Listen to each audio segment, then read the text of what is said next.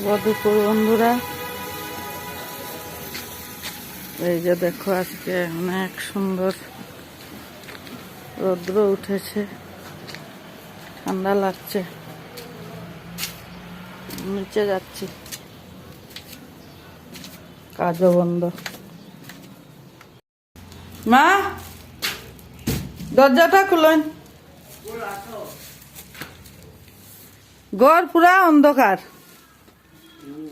নিচে এসেছি মায়ের এখানে। যে মা আলু, এই যে তোমরা সবাই দেখে নাও, আমার শাশুড়ি মা, উনি নিরামিষ খান 12 মাস। আলু দিতে এসেছি। খাইছন? রুটি খাইছন? কলা দিয়া? দুধ দিয়া খাইছন? এই যে মায়ের নিরামিষ রান্নাঘর। মা কিছু করতে পারে না, মার বয়স হয়ে গেছে, মাকে রান্না করে দিতে হয়।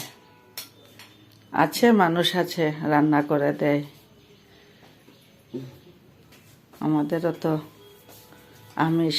মা তো আবার একটু সুচিবাইও আছে, মা আমিষ ধরে নিরামিষ ধরতে পারবে না।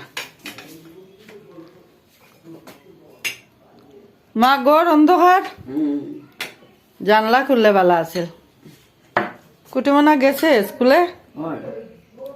ও আমার ননদ স্কুলে চাকরি করে, ও গিয়েছে স্কুলে। কালকে সরস্বতী পুজো, স্কুলে কাজ আছে। এই যে দেখো, মা নিচে থাকে, মা উপরে উঠতে পারে না।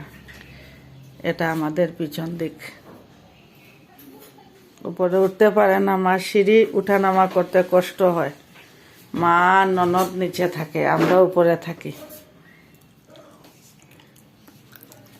এই যে দেখো,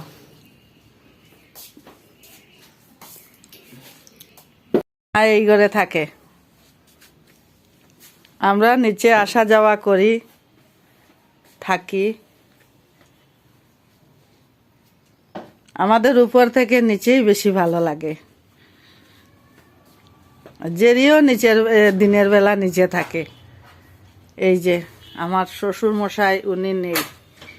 এই যে আমার স্বামী 2 বছর হয়েছে মারা গিয়েছে। এই যে আমার দেওর, সেও মারা গিয়েছে আজকে 7-8 বছর হয়েছে। 3 জন চলে গেছে, শুধু একজন দেওর আছে, যা আছে দেওরের 2টো বাচ্চা।